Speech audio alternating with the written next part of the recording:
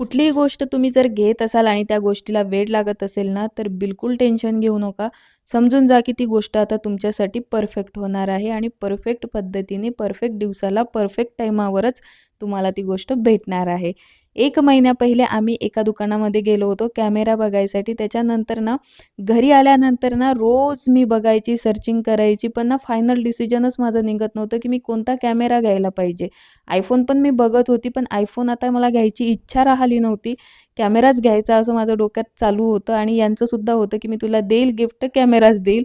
मग कॅमेरा घ्यायचा तर कुठला कॅमेरा घ्यायचा त्याच्यासाठी 1 महिना पूर्ण सर्चिंग करून फायनली आम्ही आज दुकानात जायसाठी निघालो. पण जाता-जाता मध्ये हे दुकान आम्हाला लागलं, तर हे म्हटले, की "चल इथे पण छान कॅमेरे भेटतात, आपण जाऊन बघूया."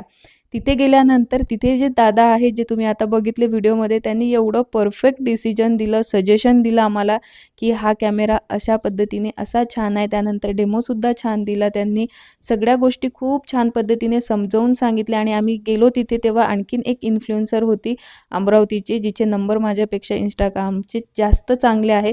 तिनेसुद्धा हा कॅमेरा घेतला आणि आम्हाला दोघींना एकमेकींना बघून कॉन्फिडन्स वाढला, कारण आमचा दोघींचा कंटेंटसुद्धा सेम होता त्याच्यामुळं. आणि आम्ही फायनल डिसिजन घेतलं, की चला हाच कॅमेरा घेऊयात आणि आम्ही तो कॅमेरा सोनीचा घेतलेला आहे.